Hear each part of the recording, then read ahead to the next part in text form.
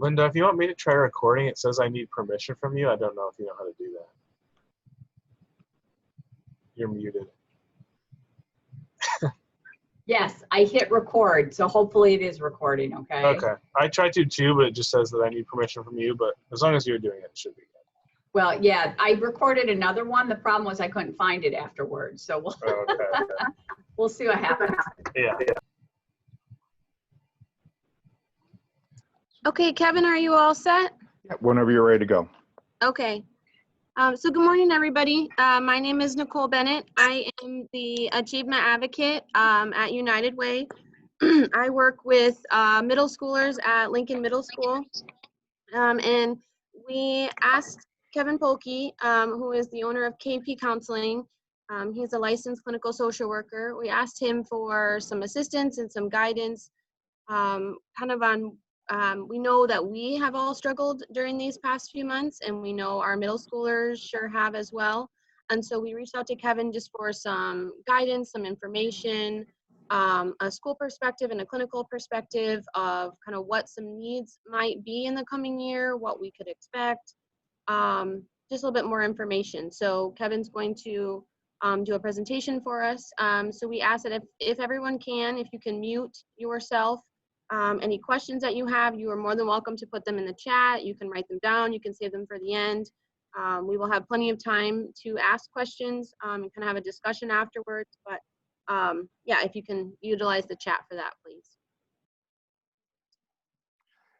The other thing that we have happening is that Nicole actually has my slides, so she's going to have to forward all the slides for me. So it'll be a little bit, well, bear with us as we're working through that technical piece of it. But if you want to, Nicole, go ahead and pull up the first slide. Okay.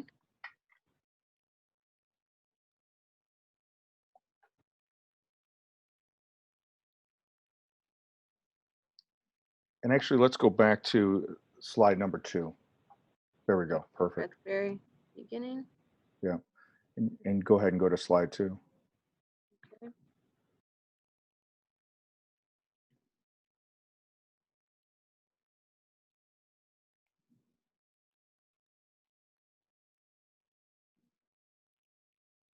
Can everybody see that okay?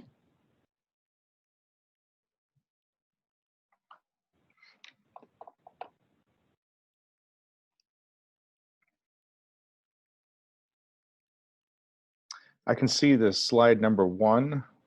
And I think you'll have to put it into the slideshow at the very top where it says slideshow. There you go. So. Yeah. And then I wonder, Nicole, if you had to hit the enable editing, although now I don't see it. The yellow line across the top that says enable editing. Yeah.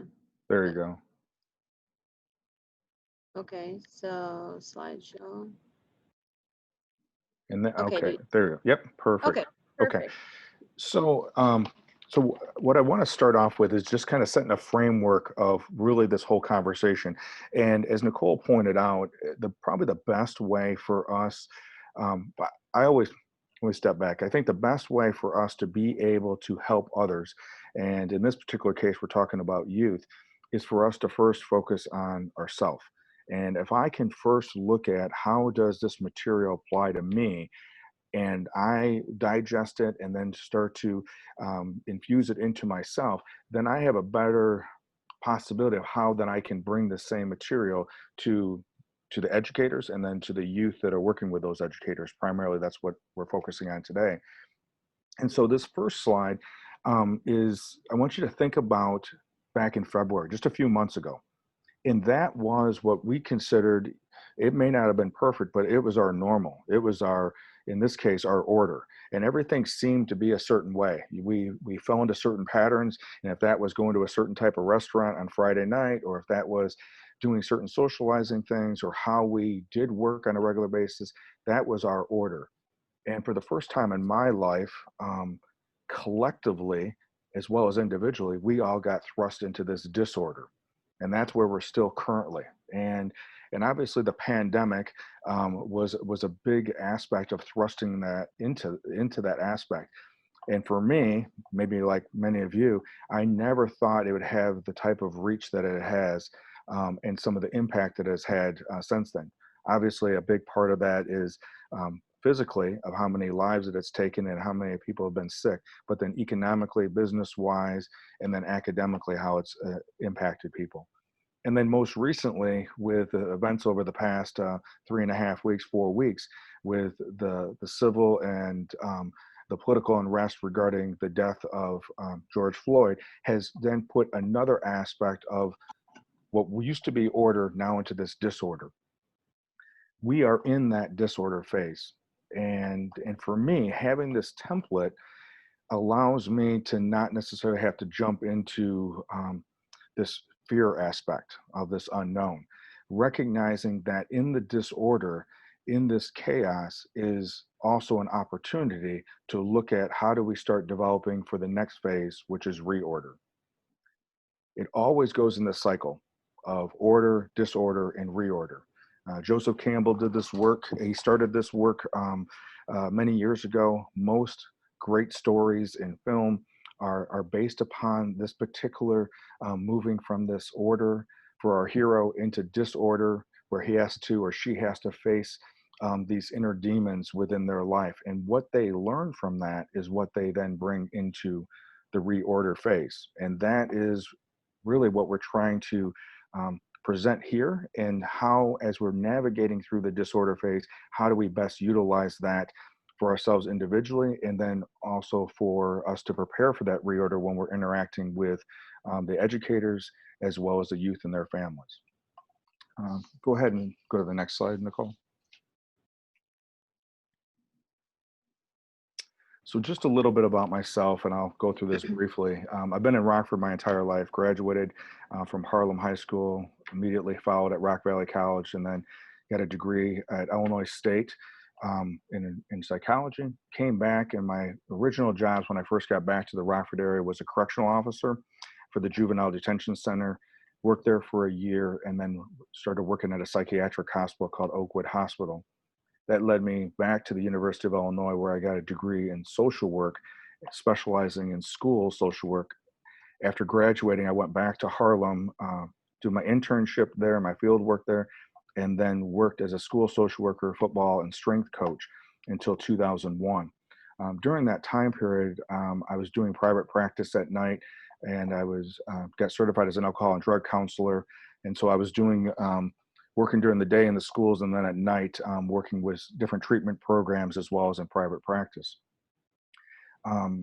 So when that, I guess that puts me at about 30 years worth of counseling experience. And when I look back at those pictures, I recognize it must have been that long, because my hair was much darker then than it is now. In 2001, though, I opened up KP Counseling. That was just me trying to go out and try to do something on my own. And that has then now grown over the last 19 years into having 2 locations. I have 31 therapists that work for me. And we do everything from trauma to working with children, to working with addiction and grief work. And so we try to do the best we can to be a resource for the community. In 2016, I started a program called Shatter Our Silence, and that is a nonprofit that primarily focuses on young adult suicide and raising awareness and educating not only young adults, but their significant others and the professionals that work with them. Last week, I just celebrated 26 years being married to my wife, Diane, who is also from Rockford. We have a 24-year-old son who works for Youth Service Network and is doing his, finishing up his graduate work to be a social worker. And he's actually doing his last internship with KP Counseling right now. And my daughter is up at University of Wisconsin, Milwaukee. She's studying to be a social worker as well. She's my performing artist. She performs since she's been 8 years old. And my son has been involved with athletics when he was at Rockford University, as well as the high school he went to. I'm fortunate that I get the best of both worlds, that athletic world that I get to still be part of, as well as the performing arts during that time period. It also helps me because I ask them questions about what they're experiencing during this time period as well, and for them to give me that young adult perspective. So let's touch on what we're going to talk about today. Next slide, Nicole. So I want to focus on remembering why are we doing what we do? What is our why? Then we're also going to focus on differentiating between stress versus distress, the stages of grief. What are some components in developing resiliency? What are the experts saying, not only clinically, but academically, that is stressing our middle schoolers out right now? And then what are some self-care techniques and strategies? Next slide. But I think, as I mentioned earlier, what's most important is that it starts with you guys, because if we're not taking care of ourselves, if we're not looking at how we're being impacted by this, then we may not be able to allow that light that is already within us to burn bright. And being part of the United Way, being involved with the United Way, being involved with our youth and with the parents and within our community is critical for us to be that light in the darkness. So we need to be able to educate ourselves and be aware, but then also how do we manage through our own disorder during this page. Let's go ahead and jump to the slide where the video is, and you can cue that up if you want, Nicole. This video that I'm going to show you is, if you guys remember Mike Tyson. When Mike Tyson was at his prime, he was a dominating force in professional boxing. And anybody that seemed to go up against him, you know, they all wanted a shot at being able to have a title fight. But then it soon quickly turned into just this domination in quick form. The individual that you're going to see that's going against him is an individual that obviously was skilled at what he did. He trained hard, but we're going to see in this clip that he also had something more against this dominant foe that he was going against. And we'll talk a little bit about that afterwards. If you want to go ahead and show that resiliency. Okay, yep. Give us just 1 second. I can't mute.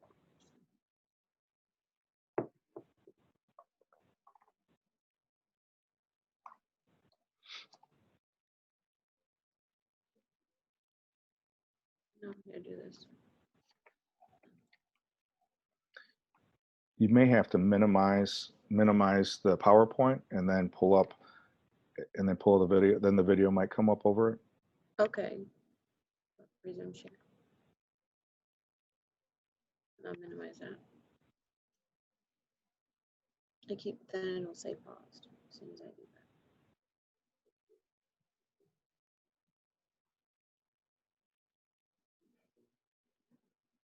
Oh, okay. Okay, can you see the video now? Yep. The screen? Yep. Okay, so I'm gonna try. Okay.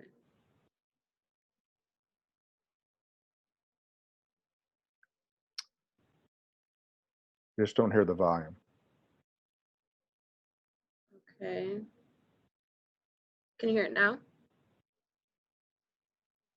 No. Okay, sorry, give me 1 second. Let's see, because I can hear it on my end, so.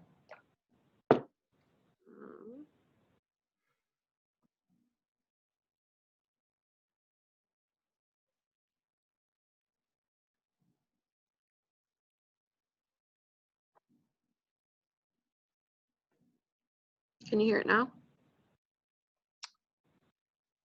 No. Okay.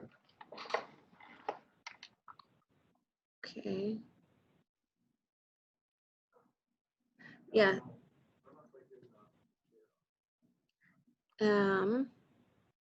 Yeah, that's okay. I'll walk them through the video. Maybe we can pull it up for the second video. So let's just go back to the slides. Okay. Sorry about that.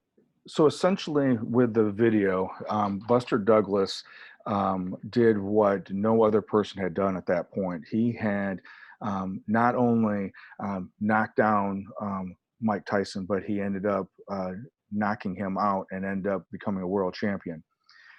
The essence of that was that a few days before Thank you. before he fought against Mike Tyson, his mother had died. And one of her things that she had said as he was preparing for that fight was that she believed that he was going to beat Mike Tyson. For him, the way that the story goes, that's illustrated in the video, was that he believed that if he can endure the pain of fighting Tyson, he wanted to make sure that that his mother was being honored, that his why was greater than the pain.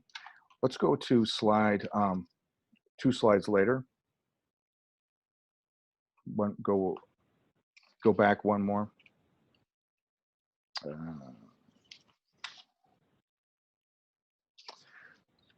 So the idea is each one of us have, go ahead one more, Christina, or Nicole, I'm sorry. Each one of us have our own why. Why did we become part of the United Way?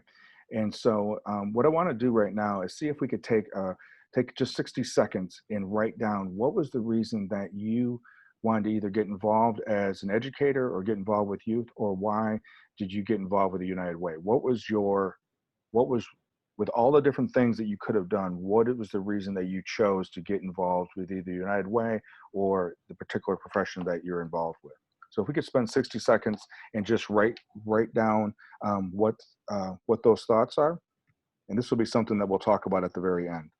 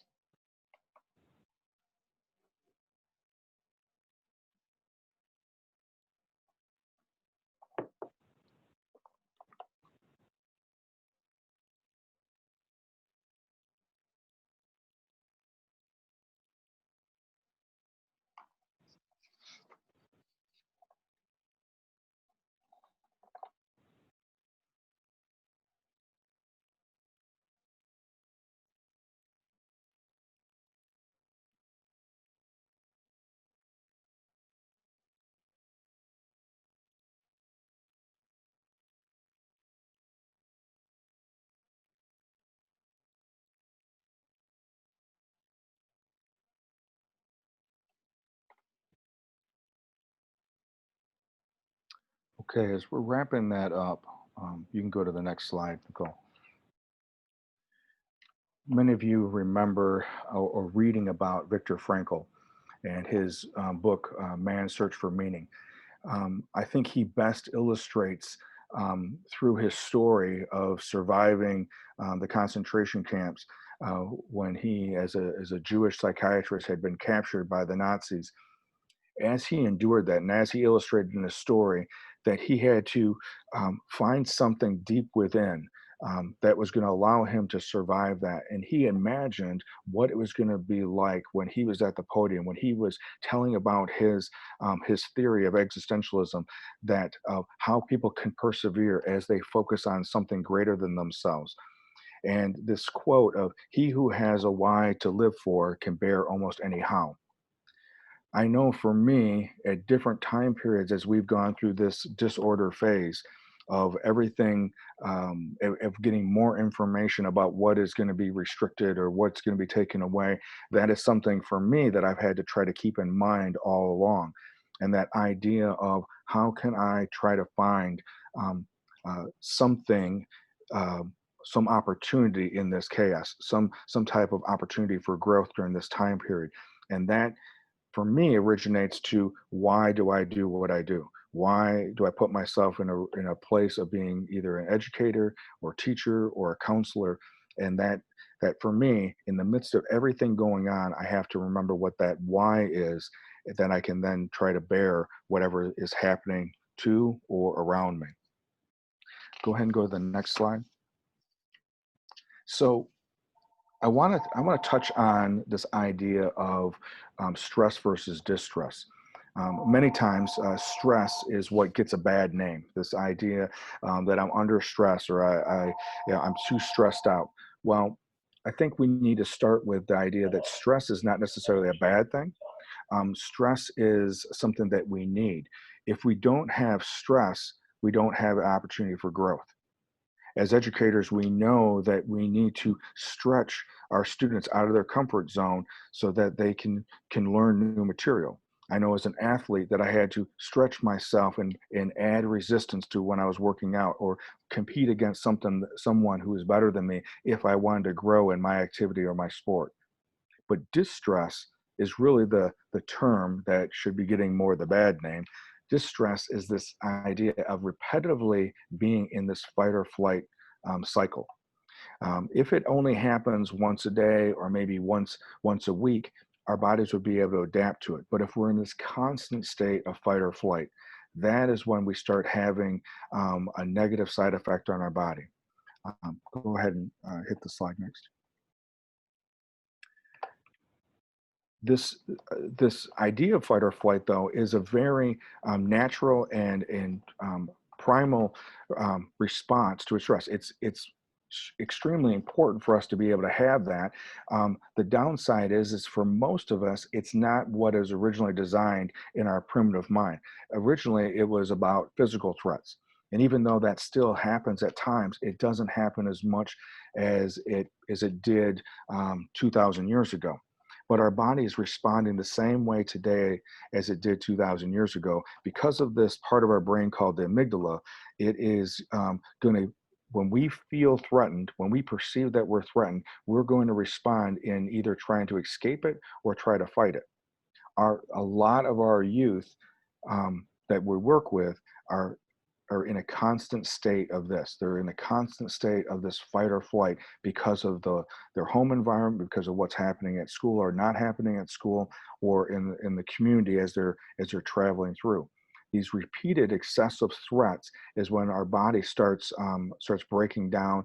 We start having increased inflammation. We start creating these pathways in which we think this is more than normal, this fight or flight versus the exception. Go ahead and hit the next slide. So what happens to our body when we perceive something as threatening, regardless if it's 2,000 years ago, 3,000 years ago, some type of animal attacking us, or if it's a perception that someone is coming and getting ready to talk to us, the same response happens. There's an increase of adrenaline and cortisol into our bloodstream. It increases respiratory and heart rate and blood pressure. Our impulses are quickened, and blood is directed to our limbs. Our pain is diminished, which is all great for that fight or flight. The downside, though, is because the blood is rushing to our limbs to be able to run away or to fight, it disengages our rational mind. So you'll hear someone say that they blacked out because they were usually they say so angry, but usually so frightened. And so we'll see with our students, or we'll see with individuals when they're in this state, this is where they may not necessarily be making their best judgment. They're going to be reacting to it in that fight or flight. Go ahead, next one. The good thing is that there's this concept that has been developed, recognizing what happens to our brain, is that we can create new pathways, and it's called neuroplasticity. The idea that our brain has the ability to adapt and change. The upside of it is that we can create new patterns by being able to rewire our brain. The downside of it is that if we continue to repeat the same pattern over and over again, that pathway becomes more and more entrenched. And unfortunately, we see that sometimes with our youth, that they may be the second, third, or fourth generation that has perceived school or perceived certain individuals in authority or certain situations the same way, because that has been a generational pathway that's been created and reinforced over time and through their experience. Let's go to the next slide where we see where we can rewire our brains. So like anything though, to rewire our brain is going to take effort. It's not going to just happen because we want it to happen. It's like if I was training an athlete and they had been doing something incorrectly for a long time, their muscle memory is going to continue to allow them doing that bad form. So we have to practice methodically with a new form. And this is what happens sometimes when a baseball player gets into a batting slump, or a quarterback in a football team is throwing, instead of with proper form, he's getting sloppy with his form. So similar with responding to a threat. Many times when we respond to a threat, in that fight or flight, we're going to respond with an inner negativity. And that inner negativity then also comes out with an external negativity. And that negativity, our brain does not necessarily differentiate if it's seen as a threat or if we're just being negative in our thinking. Many times when we're in a negative spiral or a negative loop, the same chemicals that are going through our brain and our body when we're being threatened are the same chemicals when we're in this negative loop. So this idea of retraining our brain from negative into positive is, one, we have to recognize that we can do that, and then we have to take some steps of how to do that. This idea of first being aware of it, and then how do we learn the art of pivoting those negative thoughts. I'll give you an example. This was back when I could meet in person when I was doing consulting. So this must have been February or so. And I woke up early. It was in the suburbs in Melrose Park in Chicago. And so I got done doing my normal routine. I was a little bit ahead of schedule, and I did that one thing that everyone who's listening knows that you're not supposed to do before you go on an hour and a half interstate road trip. I looked at my email, because you're not supposed to do that, even though you think you can get away with it.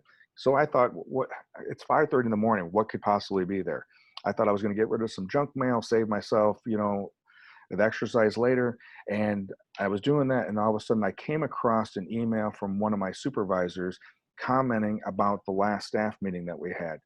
And as I'm glancing over it, I noticed that, or at least I perceived, that it was being critical about something that had been said. And then, of course, I went that something that I had done, or in this case, not done. And that was how I got into the car for an hour and 15-minute drive with my thoughts. By the way, that's not necessarily the best company for Kevin to be in that state of mind. As I'm driving down the interstate, I'm about the Belvedere Oasis, and I have now constructed a pretty good email in my head about how I wanted to respond to her, and how I wanted to defend myself and all those things. Thank goodness I was in the car and I wasn't texting that, because it probably wouldn't have been that constructive. As I was doing that and continued driving, I paused for a moment and said, well, what was that one part? Which then caused me to then start reflecting on the email again. And as I was doing that, as I was pausing and doing that, I reflected on that she didn't actually say that I did anything wrong. She didn't actually say that that I needed to do something. She was just informing me. And as I paused to reflect back on what I thought I initially had read, it was this opportunity to start looking at it from a broader perspective. As that started changing, my energy started changing. And then for me, that last part of a pivot was that I made a choice to put something in this case, it was a podcast that was more on inspirational thought. And I drove the rest of the way into Melrose Park listening to something that was inspirational versus putting something or not putting anything in to distract me and reinforce the negative story that I was already going. To me, that's an example of how do we first identify where we're at, and then how we can pivot and maybe not send off something that's going to create more of a problem. The other thing that we do, that I attempt to do with myself, but I definitely do with my team, is how do we focus on gratitude? So we start off every meeting that we have with one thing that we're grateful for in the past week. And that idea of being grateful is a way of also broadening that and moving from negative to positive.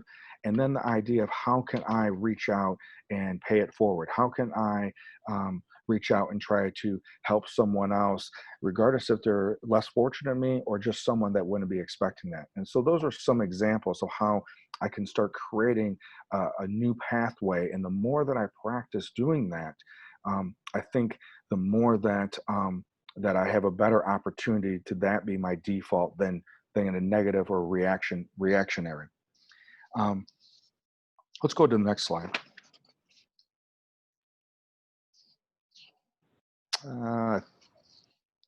Okay, so so this idea of what I'd like to ask you about, what are some of the ways that you guys believe that middle schoolers have been impacted by the COVID-19 pandemic? If you could write down, we're going to do that exercise of for just about 60 seconds. If you could write down, what are some ways that you believe middle school students have been impacted by the pandemic?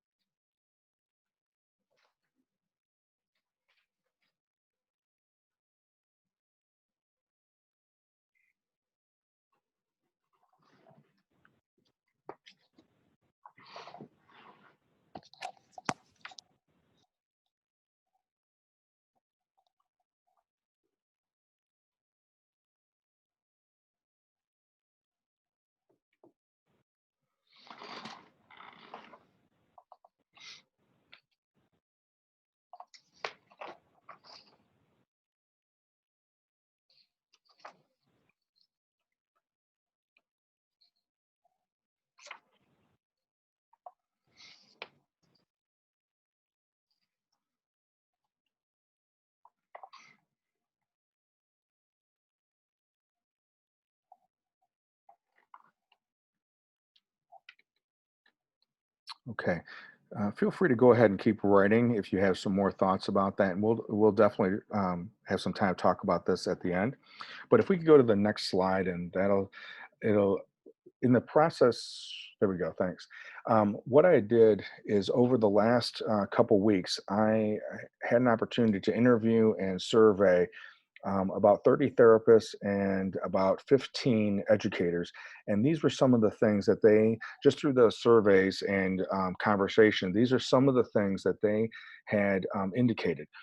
And what was interesting is that, and these are the things that you're going to see on the screen right now, these are some of the, I want to say some of the negative things that have happened because of the pandemic, but I don't know necessarily if that's 100% the whole picture, because I have some of the clinicians and some of the educators giving me feedback that some people really thrived during this time period.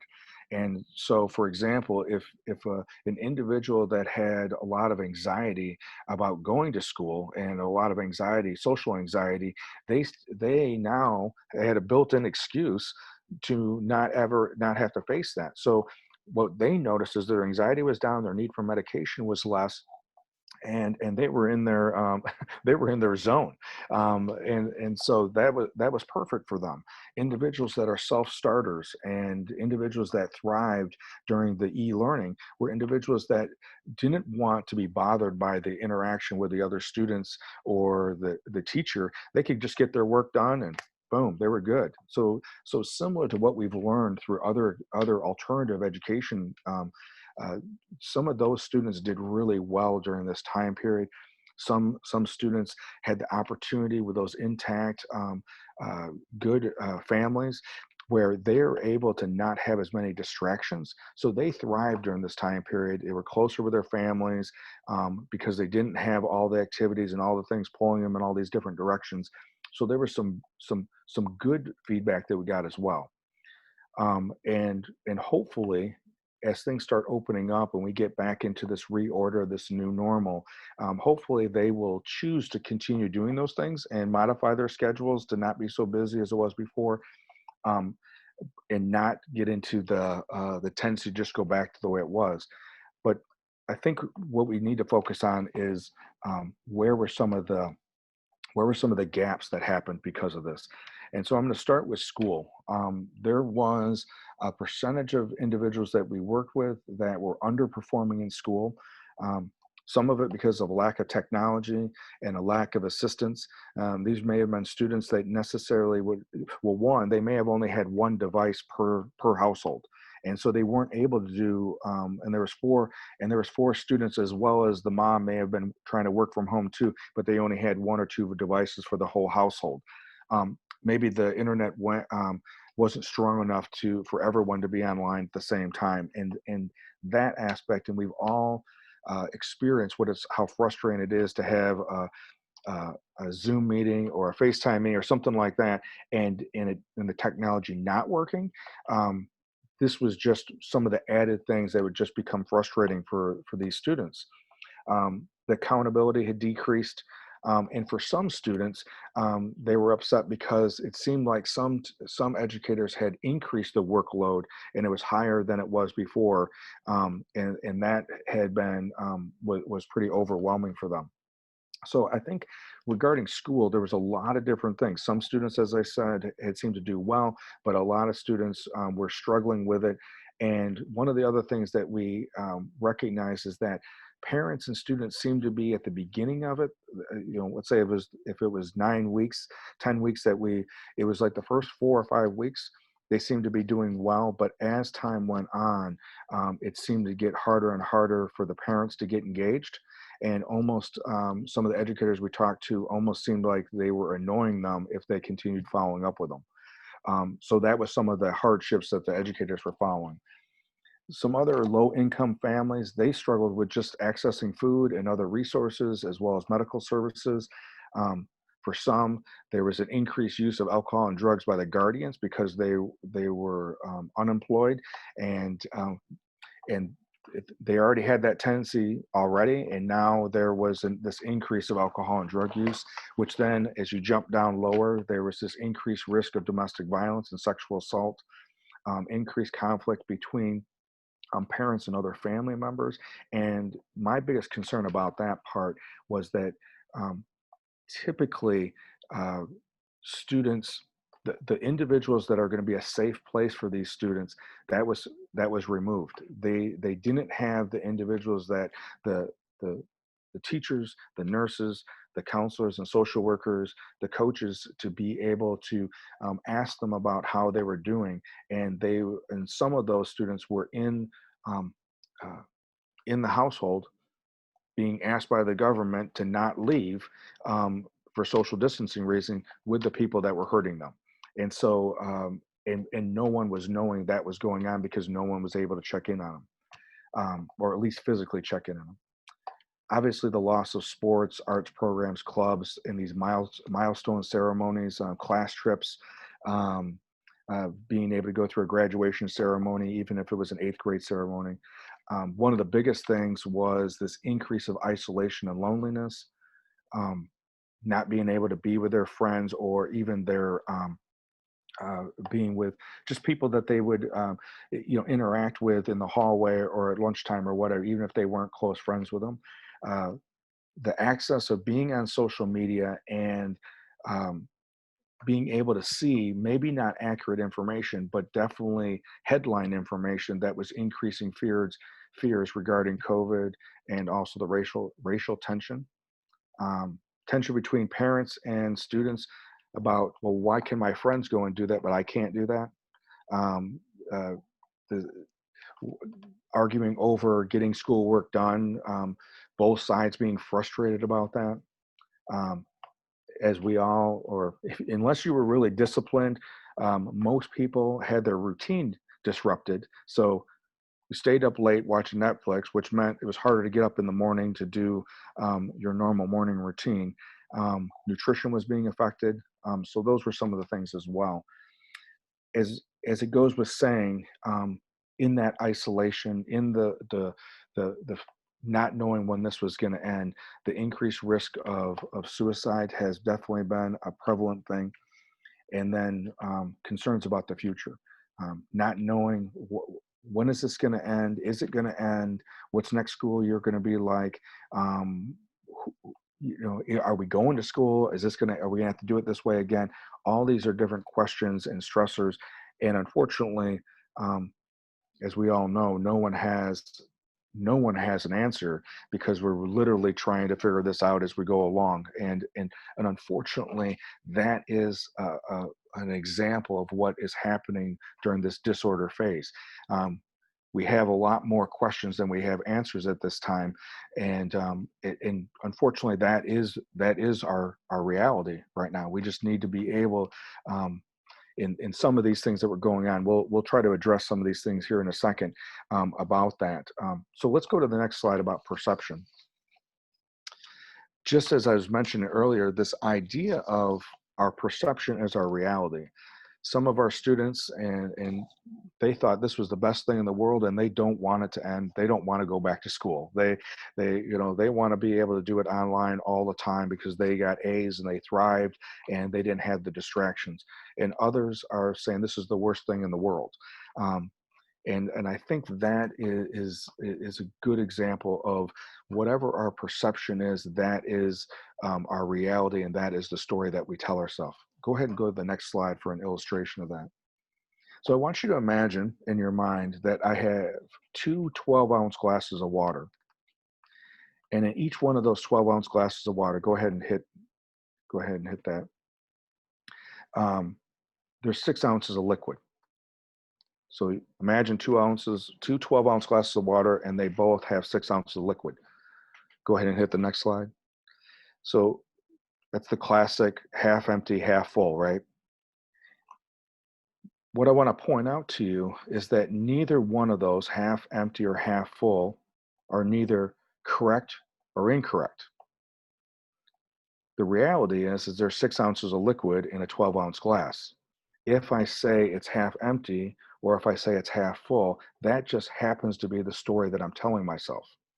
And the story that I'm telling myself is then usually what I'm going to start looking for data to support it. Many of us don't look for contrary data to see, well, maybe it is half empty. You know, we usually look for more information to support the story that we're already telling ourselves. Let's go to the next one. But what if we take that same 6 ounces of liquid and we put it in a 30-ounce glass? Next. Or a 6 ounces of liquid and we put it in an 8-ounce glass?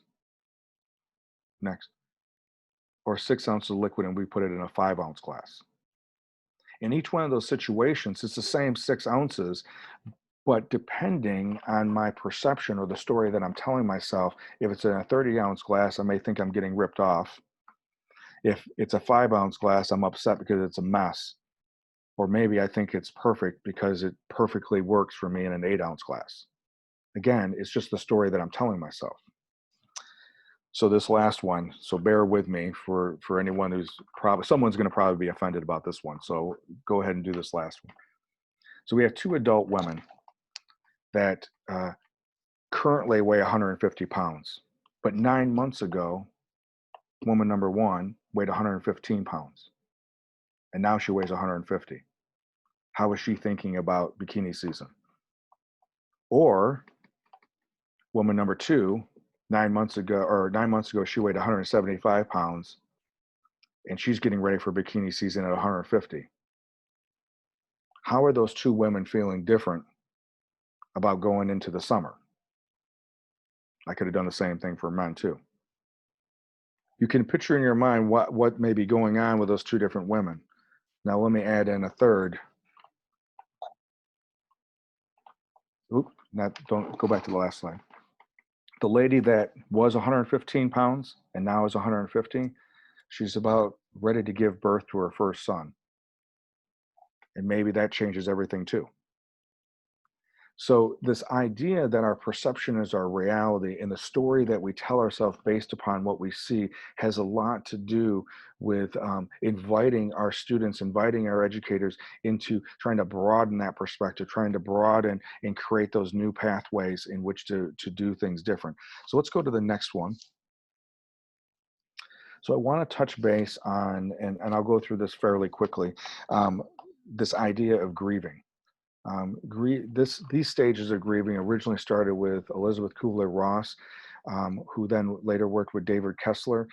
She started off her work really working with terminally ill, and it was about dying, and it wasn't about death.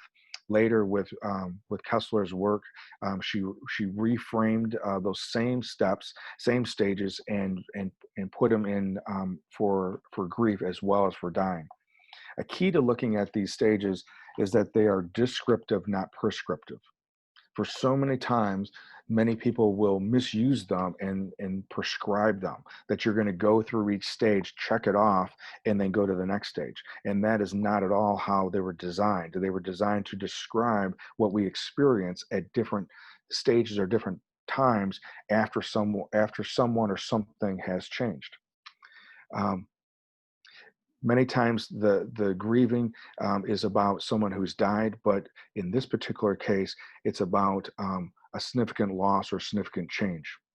Originally, there was 5 stages, and Kessler joined her, and in the midst of his work with her, his 21-year-old son died from a drug overdose, and he then, through his grief, added in the 6th stage, which is the stage of meaning. Go ahead and next. So here are the 6 stages. The first stage is denial, that shock and disbelief. It's not that we don't realize that someone or something has changed, but we're still hoping that it isn't what we're seeing. This idea of being angry, we're upset. And when it comes to a significant change in our lifestyle, we may be angry, and we're saying, "Who moved my cheese? I am not leaving here until someone brings them back," if you remember that book that was written a few years ago.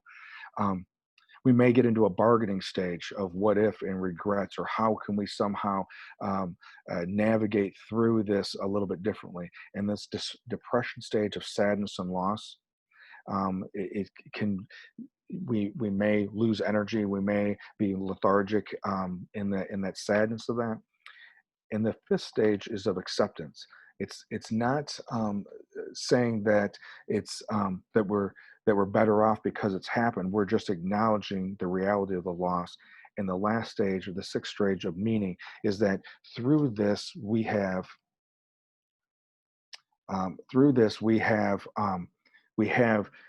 some type of meaning, some type of purpose that's come out of it that wouldn't have happened if we wouldn't have had this loss. Next. So the reason why I wanted to focus on grieving during this time period is that many times, as we heard from some of the professionals that work with the students, is that this loss of what was normal to them, to be able to honor that, to be able to honor what has happened. And also honor and have a conversation about what did they experience as they were going through the different stages. Early on in the pandemic, some of our students watched some of their parents respond to this threat by hoarding toilet paper or by hoarding bottled water. Now, that seems not to be what is happening today. We had others say that it was the opposite, that it was just a flu, that it was conspiracy, or it was a hoax, that this isn't real, I'm not going to comply, I'm not going to wear a face mask. So they're watching their parents, watching adults, watching authority figures go through these different responses. And then, of course, then they had maybe some of their own. The frustration and disruption of not being able to see family members or be able to see their friends, or their sports season has been disrupted, or now their summer travel league has been disrupted, or not be able to be in the play or musical that they want to participate in. Sometimes they will see that if I'm good, then everything will get back to normal. There's no way that it can go past Easter. If some of you remember that, how many of you were, like I was, thought that the first 2 weeks when the governor said that we were going to have to stay in, that I don't know how I'm going to get through that. And I held my breath during that time period, or I tried to sprint through it and just get through it. But when he extended it to the end of April, I knew that I was going to have to do something different, and I was going to have to figure out a different kind of pace. And then when we moved into May, I knew that this was a different way of I can't just sprint through this or hold my breath through this. But for all of us, there's been this collective sadness or losses of lives, of health, a fear of what could happen, of this invisible enemy that's out there. Obviously, job loss, businesses and milestones and traditions were lost. And for us, it's important to be able to honor those and be able to talk about our experience through those loss. Next. So what I'd like you to do is write out what are some losses that you've had through this time period. Personally, what losses have you had during this pandemic? And if you could just write those down, and we'll just do about 60 seconds.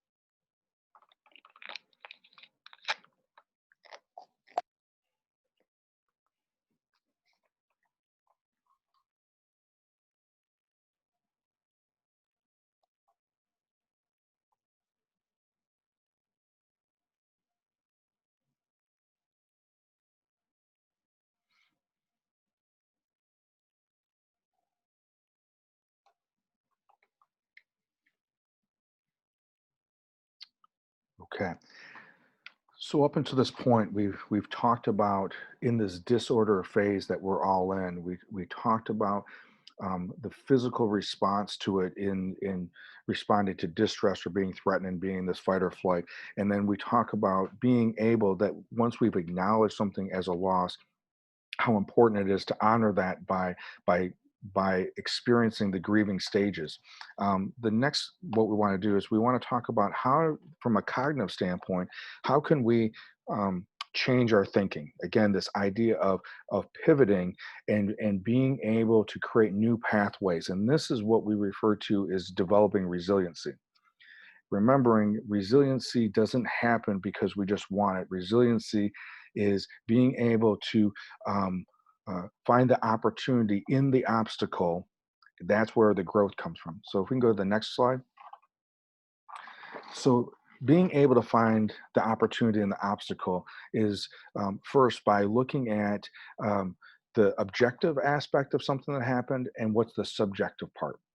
I'll tell my clients sometimes is that, yeah, that was really bad. That thing that happened. Yep, that is what happened. But we don't necessarily need to make it worse than it is. So the story that we tell ourselves, that's the subjective part. That's the part that we may be adding more into the story than is necessary. The objective part is that I had something planned and it rained. The subjective part is all is ruined and I can't have any fun. Some of you have gone on vacation to the beach, and you've planned and saved for a year to go to the beach for vacation. The downside is contingent on it being nice weather when you go to the beach. And I've had done that vacation, and we get there and we have 3 days of beautiful sunny weather, and then on the 4th day it's storming and there's rain, and it's like torrential, like tropical rain type stuff. So we don't go on the beach. We're on the patio watching that. And to be honest with you, it's not bad. It's probably some of the most beautiful storms I've ever watched. It's sometimes the thing that I remember most when I reflect back on that vacation is that it was kind of that break in that. At first I thought it was horrible. And then it ends up being a memory that we created something with it. Go to the next slide. The idea that we have to choose to focus on what we can control and accept what we can't control. We live in the Midwest, so we all have the ability to do this. Well, we have the ability to do it well, or we have the ability to do it not so well. We know that we can't control the weather, but we can control how we're going to dress for the weather. And if we dress appropriately for the weather doesn't have to be such a negative thing. Dress inappropriate for the weather, it becomes a disturbing thing. If I wear what I wear in December, in June, I'm going to be uncomfortable, or the other way around. And so I have to focus on what I can control and accept what I can't control. And I can't control the weather, but I can control what I'm going to do with that. And that's similar to what happens with during the sheltered in process. We couldn't go out and socialize the way that we had before, but when we did have family over, we found a way of social distancing as we were playing charades. And so that has become a family tradition now over the last few weeks, of playing charades for a couple hours, which is really entertaining when you have a bunch of artists and social workers and athletes in the room. So let's go to move to the next slide. This idea that the greater the obstacle, the greater the opportunity for growth. So instead of being frightened that this obstacle, this Mike Tyson that is in front of us is going to pummel us and it's going to change us forever, how do we step back, breathe, and go, okay, this is an opportunity because it's a really big obstacle. We don't know what's going on. How do we lead through this chaos instead of reacting in this disorder? How do we lead through this disorder of being a light in this darkness instead of being fearful and kind of sheltering, going within? Next slide. This originally came to me, this idea of the story that you tell yourself. 3 years ago, I was with my son out in Colorado, and it was just a father-son weekend. We were hiking, and as we were going on a second hike this particular Saturday, I ended up having an accident while I was rock climbing. And in the midst of the accident, pretty far back into the mountain, I ruptured my quadricep tendon. Now, for you that may not know what that is, that's the tendon that connects your quadricep to your kneecap so that you can actually bend. It wasn't the ideal place to do that. I didn't know actually that's what it was, thank goodness, because then I probably would have been scared. But I got to a certain point where then my son then got the rescue team to come up and then bring me down the rest of the mountain, had emergency surgery in Aspen, and then I flew home a couple days later. Met with Dr. Milos, who I had known when I had been coaching football, and he said, the surgery looks great. You're going to have to rehab for the next 12 weeks.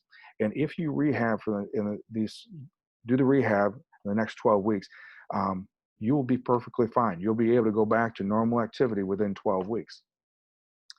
That seed was planted with me. I knew that I would be able to do what they were asking me to do with rehab. From a physical standpoint, that part I was confident I was going to be able to do. Not that it necessarily was easy, but I was confident with that. But the seed that was planted with me was the emotional ups and downs of not being able to drive for 6 weeks because my leg was fully locked out. The emotional ups and downs of going from being pretty positive, then all of a sudden being angry and not knowing where that was come from. But that seed that was planted was in October. This happened in the end of June, beginning of July. In October, the 12 weeks will be up. The story that I'm going to tell in October is the story that I'm writing in July. At some point, we are going to be back face to face. At some point, the students are going to be back with their teachers in the classrooms. The stories that they're going to tell each other and the staff are going to tell them are the stories that they're writing currently. We all are in that situation. In the disorder phase, we're writing the story that we're going to tell in the reorder phase. And for me, that helps ground me, for me to, when I'm in a bad space, when I'm in a negative spin, to work harder to pivot out of that, to create a new pathway, because I'd much rather tell a story of how I went through that obstacle or learned from that obstacle than I gave up on the obstacle.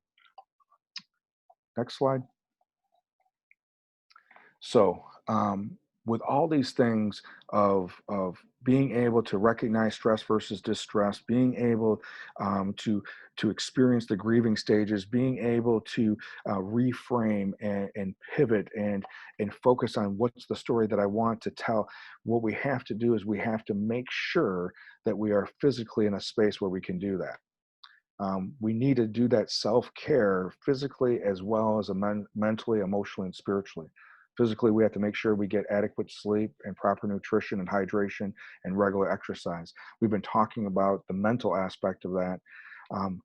Practicing breathing and meditation and giving yourself some alone time and being able to just sit and reflect is also important. Journaling your thoughts, helping someone that's less fortunate, trying something new, even if it is charades as an adult, and spending time with people who are resilient, either in person or through stories. One of the things that when I am struggling with either business or what to do in times like this, I reflect back on what did Martin Luther King Jr.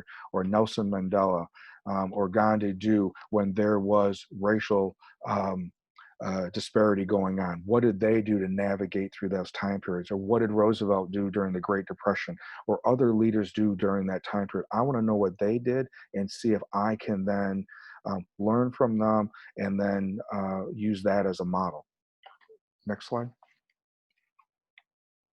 So this idea of developing a structure for your day, a daily, weekly care plan, I know for me, I do much better if I write out what I want to do. If I work out in the morning, I'm much better if I write that out the night before, because if I wait till the next morning to start something new, there's a good possibility not being awake enough will take over and I'll do what I've always done. And if I've always done hitting snooze because I stayed up too late, I'll keep that pattern going. So I have to initiate the plan the night before. And that is making sure that everything is organized and taken care of before I go to bed, so I don't wait till I do it in the morning. That's one aspect of it. Or if it's an exercise program or a journaling or a devotional time period, I need to set that up before the week gets started, not in the midweek. But if I haven't done it and I want to start doing that, it's okay to start a diet on Thursday. You don't have to wait till Monday to start that. Let's go to the next slide. So I put down some examples. I touched on a lot of these, but these are just some different things that you can do regarding that. Obviously, there's a lot of things that you guys are already doing. Next slide. But getting outside, making sure that you get enough sleep, making sure that you're stretching and allowing your body to move through exercise. And then this last line, I think, is sometimes, especially for us individuals that are helpers and want to make a difference in our community, we sometimes forget to laugh. And that this idea of laughter is, I think, one of those things that God's given us the gift. And some people are some very talented entertainers and comedians that if we're in a just exhausted physically and exhausted mentally, watching a good comedian, a good actor, a Robin Williams film or something along that line, that may be really good. That may just be the right medicine for us. Last slide. So as we went through this presentation, I really wanted you guys to get some content, get some information, but most importantly, I wanted you to be able to focus on your own self in this disorder phase so that your light can burn bright, because it's critical, the positions that you guys are in, to be the light in other people's darkness. But we can't allow that light to shine if we aren't taking care of ourselves. We all have that light within us.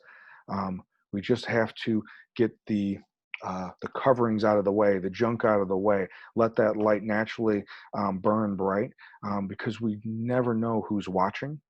And we never know who needs to have that light so they can have hope and possibility as well.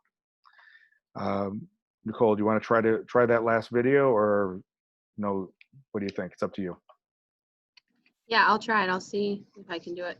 Okay.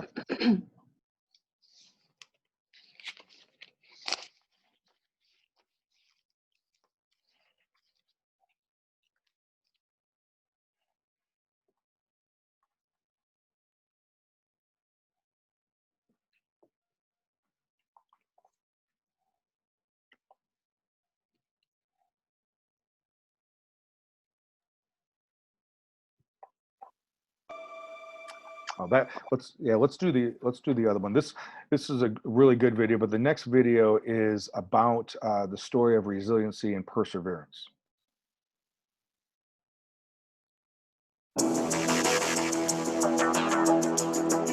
They all lined up so full of hope, each thought to win that race or tie for first, if not that, at least take second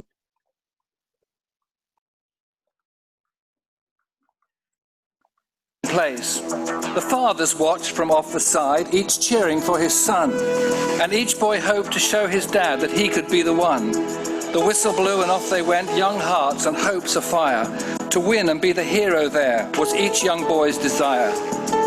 And one boy in particular, whose dad was in the crowd, was running near the lead and thought, my dad will be so proud. But as they speeded down the hill across a shallow dip, the little boy who thought to win lost his step and slipped. Trying hard to catch himself, with hands flew out to brace, and amid the laughter of the crowd he fell flat on his face. But as he fell, his dad stood up and showed his anxious face, which to the boy so clearly said, get up and win the race. He quickly rose, no damage done, behind a bit, that's all, and ran with all his might to make up for the fall. So anxious to restore himself, to catch up and to win, his mind went faster than his legs. He slipped and fell again. He wished then that he had quit before with only one disgrace. I'm hopeless as a runner now, I shouldn't try to race. But in the laughing crowd he searched and found his father's face, that steady look which said again, get up and win the race. So up he jumped and tried again, 10 yards behind the last. If I'm going to win those yards, he thought, I've got to move real fast. Exerting everything he had, he regained 8 or 10, but trying hard to catch the lead, he slipped and fell again. Defeated, he lay there silently, a tear dropped from his eye. There's no sense running anymore, 3 strikes, I'm out, why try? The will to rise had disappeared, all hope had fled away. So far behind, so error-prone, a loser all the way. I've lost, so what, he thought, I'll live with my disgrace. But then he thought about his dad, whom soon he'd have to face. Get up, the echo sounded low. Get up and take your place. You are not meant for failure here. Get up and win the race. With borrowed will, get up, it said. You haven't lost at all. For winning is no more than this, to rise each time you fall. So up he rose to run once more, and with a new commit, he resolved that win or lose, at least he shouldn't quit. So far behind the others now, the most he'd ever be, still he'd give it all he had and run as though to win. 3 times he'd fallen, stumbling, 3 times he'd rose again. Too far behind to hope to win, he still ran to the end. They cheered the winning runner as he crossed the line first place. Head high and proud and happy, no falling, no disgrace. But when the fallen youngster crossed the line last place, the crowd gave him the greatest cheer for finishing the race. And though he came in last with head held low, unproud, you would have thought he'd won the race to listen to the crowd. And to his dad he sadly said, I didn't do too well. To me you won, the father said. You rose each time you fell.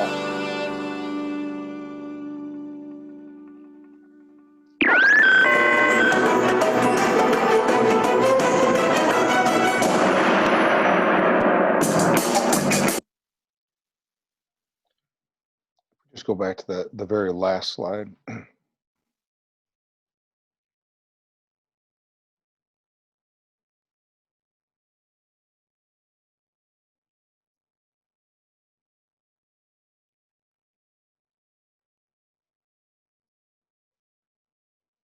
So as Nicole's pulling that last slide up, what I like most about that video is I think not only in the poem, but then also in the film itself illustrates what I think not only for us as the adults in our youth life, but then also the message to the youth is that yes, we all want to strive to be first. We all want to strive to win the race. But the real winning isn't necessarily getting first place. It's making sure that if you fall, you control if you're going to stay down or you get back up. And this idea of resiliency is about finishing the race. It isn't about contingent on if I just get first place. This particular slide that you see in front of me is about 18 months ago, I started a podcast. I fell in love with all the content that is out there. And I decided that I wanted to capture local stories as well as stories now regionally throughout the United States of people that have failed forward, stories of transformation. So individuals that have overcome mental illness or addiction or suicide, or maybe they changed careers. We had Patrick Coleman was on the show, was a former professional boxer from Rockford, graduated from East High, and went on to be one of the top professional boxers in the country in his weight class. And he tells this story about what that was and what he's doing in the community now. So little stories like that I try to capture with that. So if anyone is interested in that, feel free to look at that, or can contact me at the email there. Or just go to the website and see any of those stories on there. This is the time when, for the next 15 minutes or 20 minutes, let's go ahead and go into the, if people made comments or if there was questions, I'll do the best I can to answer those questions. So I'll kind of go from there. I'll just open up to where we need to go.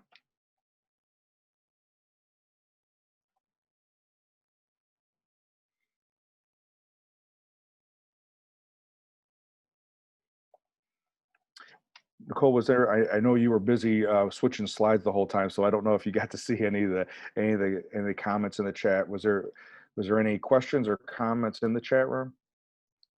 I just checked and there aren't right now, but if people want to ask questions out loud, you can unmute yourself and ask a question. You can type it with whichever you prefer. There's also a feature in the chat where you can send a message directly to Kevin only if you'd like to do that as well.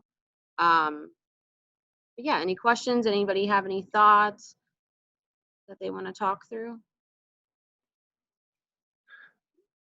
Let me ask you guys, as you're thinking about that, what when I described this idea of going from order to disorder to reorder, and I described the losses that came as a result of the pandemic, either with what you observed happening or in your own life, what would be some of those losses that you observed or that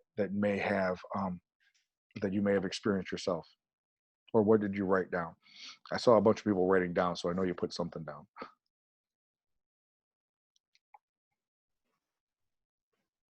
I think one of the biggest losses for my family was the loss of that the actual social connection of, actually getting together with family and friends, being able to hug, and, more than just having FaceTime on a computer. Sure. Yeah. Did other people experience that as well? Because that was a lot of what feedback that I got, not only from the experts that I asked about it, but even with my own clients, some of the biggest distress that they were experiencing was the fear of not being able to see family, or there was these different perspectives. Family members had different perspectives about what they could or couldn't do, what they should or shouldn't do, and then there was conflict or tension because of that, and activities didn't happen or didn't know when they were going to happen. Kevin, I think that's exactly right. And I have a 1-year-old granddaughter who I haven't been able to hold for 3 months. And just as you said, different family members have different perspectives on that. So I'm just glad to know that's happening in other places. I think one of the things that I really miss that kind of gets worse now is that, and maybe talk collectively, is that we all really seem to enjoy summer, but enjoying summer for all of us here means being together in crowds, right? Like going to City Market, going to a baseball game, going to hear live music, stuff like that. And I really miss that.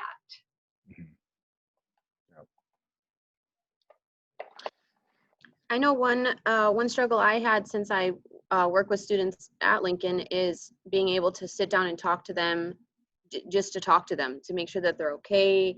You know, Zooming or texting are things that I can't ask them the questions I'd normally like to ask them in confidence. So just, that was really, really hard on me of like, I hope that they're okay. I hope that, you know, just being able to check in, that was really, really rough for me.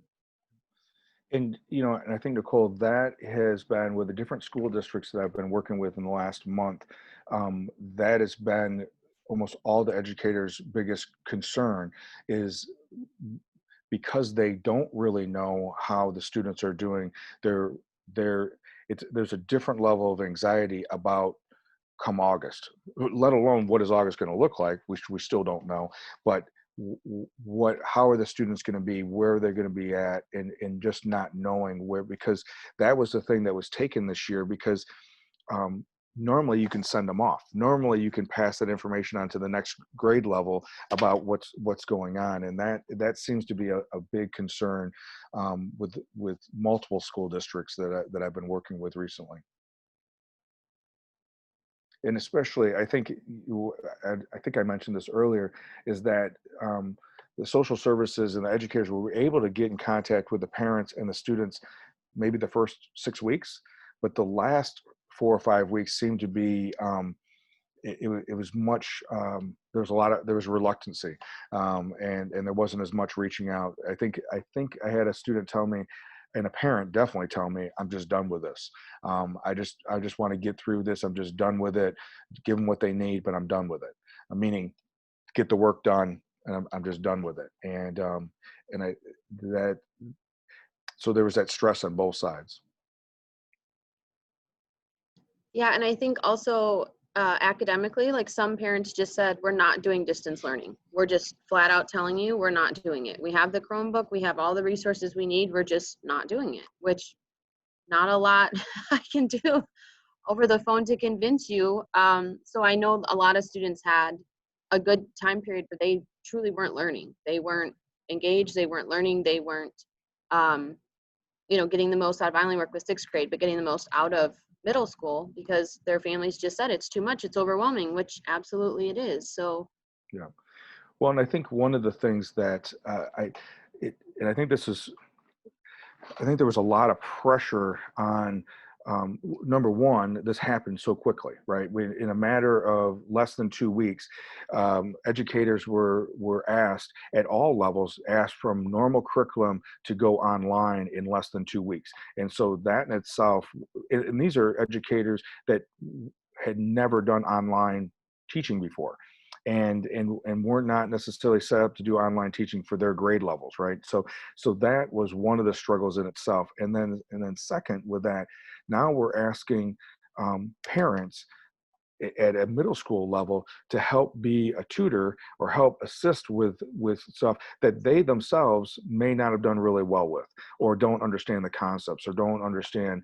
And that is different than if they were in 1st grade. I know for myself, just because I have a master's degree, I did okay with helping my kids out when they were in grade school, but when it started getting up to middle school and high school, I was great with the history stuff. I was great with certain things, but when it came to math or other things, I was calling somebody in, because I just, and that was someone who, well, I passed all those classes. I went through all those classes. So some of our parents were also struggling with that as well. And then that reflected back on the students and some of that tension that was between them. And one of the things, easy way, was, we're just not going to do it.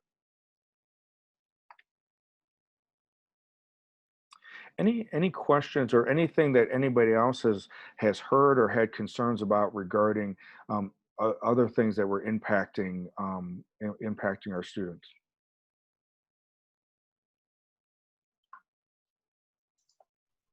So Kevin, Yeah. I just have a question for you. I've been reading this book called Strengths and Silence by Bob Roth on transcendental meditation. Uh-huh. And and there's examples throughout the book of different people he's taught and what they've done with it. And there's a particular story about an individual that took transcendental meditation into a very poor neighborhood within the city, New York City, and the success that it had on adolescents, teenagers who were in terrible situations. And I'm just wondering if you have any knowledge about transcendental meditation, what your thoughts are. Is it something from a programming perspective that might be worth looking into for some of the children that Nicole deals with at Lincoln Middle School? So I'm very surface familiar with TA or TM. I mean, TM, yep. TM. I'm just surface familiar with that.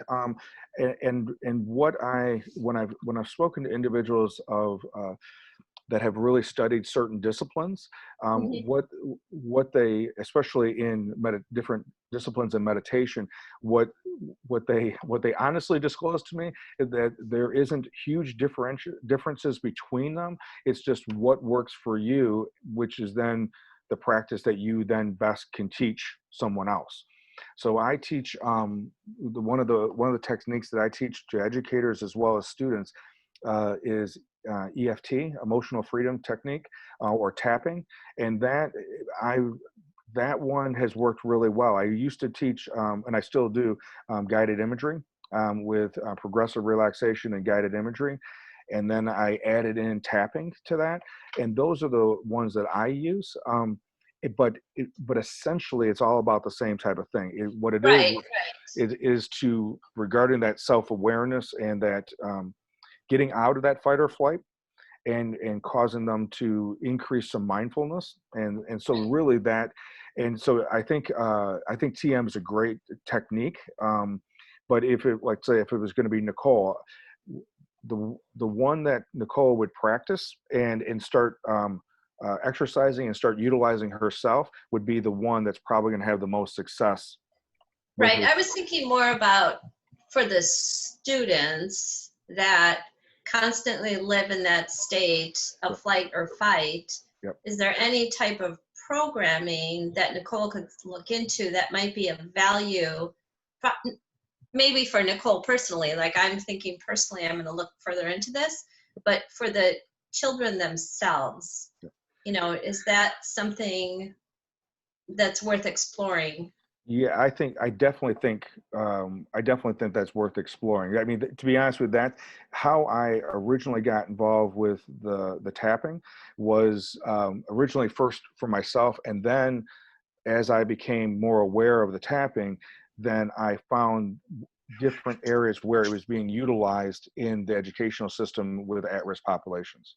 So, okay. so it was kind of that same route that you're referring to.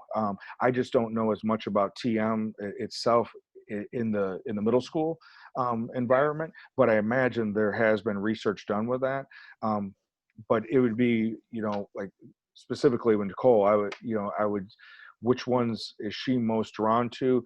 Practice that, and then what she practices, then she can teach, and that's usually the key. Is because if we don't infuse it into their daily, weekly routine, they're not going to do it. It's like anything. We have to set up the time period for them to do it, practice it, and that repetition of doing it. And of course, whenever I've done this before, they're always grumbling at first, but that ends up being the thing, or one of the things that they remember most, and they use at those times. But we have to institute practicing and making it part of their. It's kind of like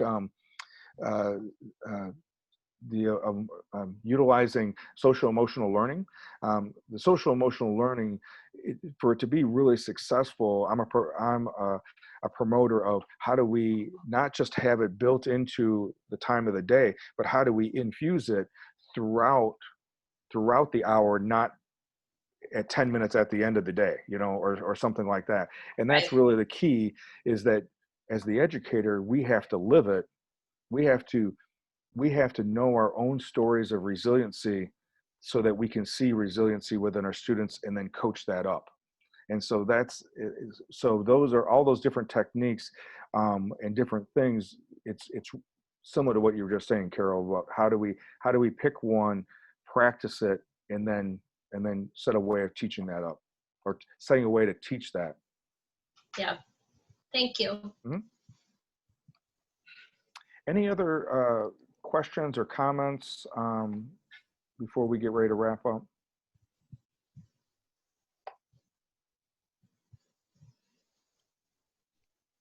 Okay. Well, thank you guys very much for being here. I apologize for the kind of the awkwardness at different times with the technology and stuff, but I appreciate you guys spending this time and being willing to look at your own journey through this stage of disorder. I do believe the reorder will happen. But we have an active role what that's going to look like. And just like, regardless if it has to do with redoing our businesses or education system or our healthcare system or the interaction with different people from a racial standpoint, people are looking at us to lead through that. So we have to first do our own work so that we can be a light for other individuals. And I appreciate you guys being here today and being willing to do that and to be a light in the darkness. So, Kevin, thank you very much, Kevin, for taking time with us. I think you've certainly given me some insight into a bit of an explanation of why all the anger out there. We appear to be more divided, and a lot of it is just a self-defense thing. It's reacting to the disorder, and trying to get back to the order is going to be, I think, a very long-term thing. And I think you've given us some really good foundation of maneuvering our way through this. Well, thank you. Thank you. If anyone does have any, if want to get a hold of me at all, you can get a hold of me through kpolky@kpcounseling.com or kpolky@shatterofsilence.com as well. Right. Thank you. I really enjoyed it. Yes. Yeah, thank you very much. Thank you. Thank you. Thank you.